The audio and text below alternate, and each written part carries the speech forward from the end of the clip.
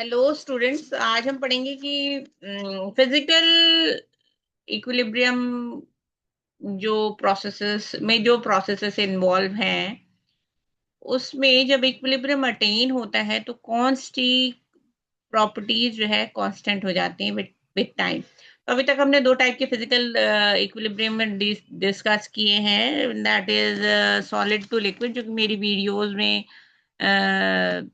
Uploaded है। Solid to liquid जिसमें हमने लिया था कि थर्मोस फ्लास्क में आइस एंड वाटर लिया था at 273 kelvin and normal atmospheric pressure. तो इसमें कौन सी मेजरेबल प्रॉपर्टी है जो कि फिक्स हो जाती टाइम के साथ, दैट इज मेल्टिंग पॉइंट।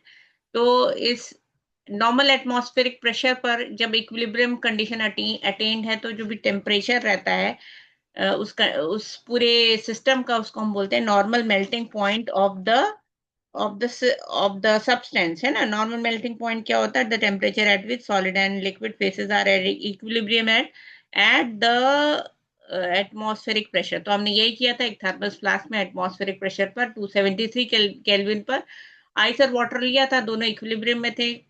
मतलब amount of ice and water is not changing with time, दोनों इक्विलिब्रियम में थे। तो ये 273 केल्विन क्या है जिसपे कि मेंटेन्ड है ये इक्विलिब्रियम? ये क्या है कि melting point of the substance है, दैट इज एयर आइस।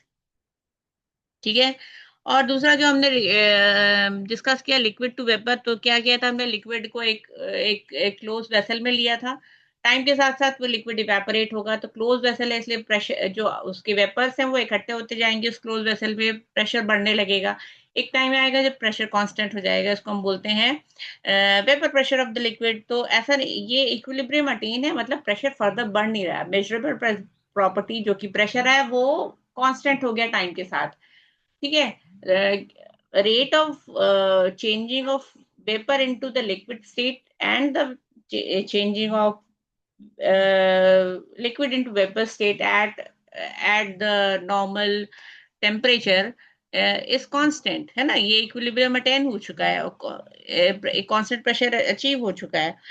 तो इस टाइम पर जो आपकी जो प्रॉपर्टी जो टाइम के साथ कांस्टेंट हुई वो क्या थी? Pressure, vapour pressure. तो उसको तो क्या बन जाता है? तो इस टाइम पे जो आप प्रेशर मेजर करेंगे वो वेपर प्रेशर होगा एट दैट टेम्परेचर। ठीक है।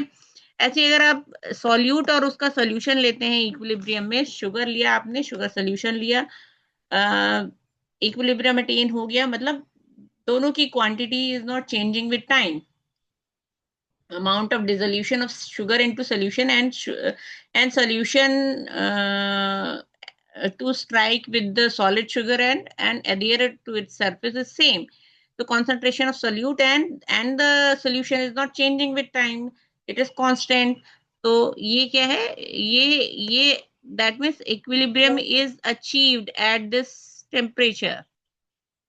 ठीक है। देन है गैस।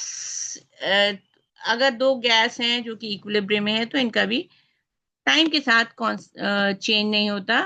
क्या? कॉन्सेंट्रेशन। जब टाइम के साथ कॉन्सेंट्रेशन चेंज नहीं हो तो उसको हम बोलते हैं equilibrium is attain. Thank you.